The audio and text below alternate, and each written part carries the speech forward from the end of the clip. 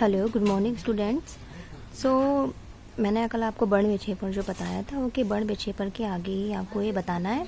तो जो Isaac Newton एक वैज्ञानिक थे, इन्होंने क्या किया, सूर्य के प्रकाश से जो प्रकाश प्राप्त होता है, तो सूर्य के प्रकाश से उन्होंने एक स्पेक्ट्रम प्राप्त किया, बट किसका यूज़ करके, एक कांच के प्रिज्म का यूज़ करके। ओके, तो उन्होंने क्या किया, एक प्रिज्म तो लिया ही, बट उसके जैसा ही दूसरा प्रिज्म लिया, ठीक है। उसका यूज़ करके उन्होंने श्वेत प्रकाश को, श्वेत प्रकाश वो होता है जो सूर्य से निकलने वाला प्रकाश होता है। सूर्य से निकलने वाले प्रकाश से जो स्पेक्ट्रम हमें प्राप्त होता है उसको श्वेत प्रकाश कहते हैं, ठीक है।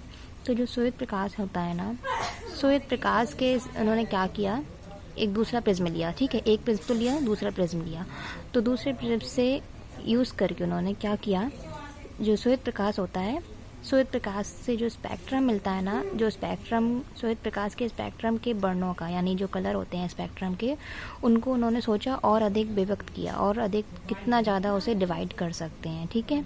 तो डिवाइड करने का उन्होंने और कोशिश की, बट उन्होंने देखा कि उन्हें और अधिक ज़्यादा वर्ण नहीं मिल पाए, ठीक है ना। तो फिर क्या किया उन्होंने, एक प्रिज्म लिया और एक सेम टू सेम वैसा ही प्रिज्म लिया, बट उसको उन्होंने क्या किया, उल्टा रख दिया, ठीक है ना। ये डायग्राम में आप देख सकते हो, एक प्रिज्म लिया और दूसरा प्रिज्म इन्होंने अब उल्टा रख दिया। तो अब ये देखते हैं इन्होंने क्या ऑब्जर्व किया कि इस स्पेक्ट्रम, इससे जो क्या होता है, जो स्पेक्ट्रम होता है ना, स्पेक्ट्रम के जितने भी वर्ण या कलर होते हैं वो दूसरे प्रिज्म, रेड और वायलेट तक होते हैं, तो वो दूसरे प्रिज्म से जो है निकल जाते हैं, रेड और वायलेट दूसरे प्रिज्म से निकल जाते हैं, और जो स्क्रीन पर हमें क्या, वाइट लाइट, स्क्रीन से वाइट लाइट निकल जाती है, ठीक है, स्क्रीन पर मिल जाती है। तो न्यूटन ने ये हमें देखा, ऑब्जर्व किया कि हमें मिनिमम या मैक्सिमम हम बोल सकते हैं, ज़्यादा से ज़्यादा हमें 7 कलर मिलते हैं। 7 कलर जो होते हैं उन 7 वर्णों से मिलकर स्पेक्ट्रम हमें प्राप्त होता है। द ऑर्डर इज बिबक्योर। ओके, कोई भी प्रकाश जो सूर्य के प्रकाश के सरदर से स्पेक्ट्रम बनाता है, श्वेत प्रकाश जानते हो क्या बोलते हो, सूर्य के प्रकाश से प्राप्त होने वाला स्पेक्ट्रम को श्वेत प्रकाश कहते हैं, ठीक है ना।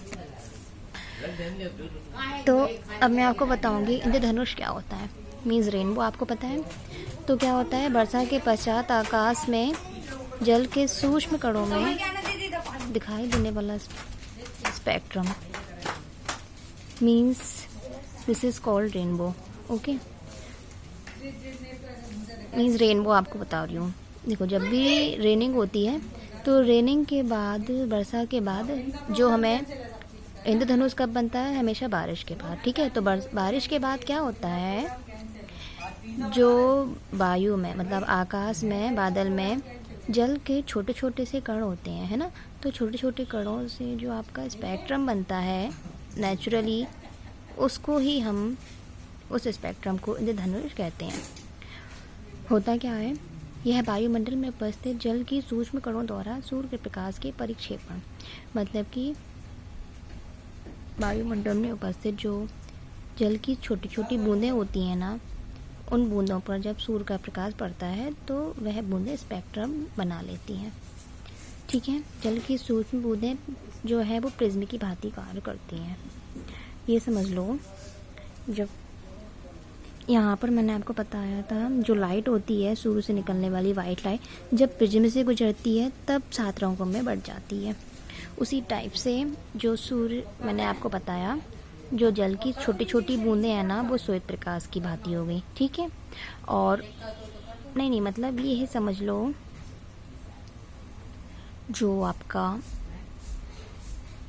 कि जब सूर्य का प्रकाश है, ठीक है, तो यहाँ प्रिज्म से गुजर रहा था, लेकिन प्रिज्म से ना गुजर के वो सूर्य का प्रकाश छोटी छोटी बूंदों से टकराएगा, बूंदों से होके गुजरेगा, तो छोटी बूंदें हैं वो प्रिज्म की भांति कार्य कर रही हैं, ठीक है। तो सूर्य के आपतित प्रकाश को ये बूंदें, तो होता क्या है, जब छोटी छोटी बूंदें, जो सूर्य का प्रकाश है वो छोटी छोटी बूंदों से टकराएगा, ठीक है, तो ये बूंदें अपवर्तित हो जाती हैं और विक्षेपित, फैल जाती हैं।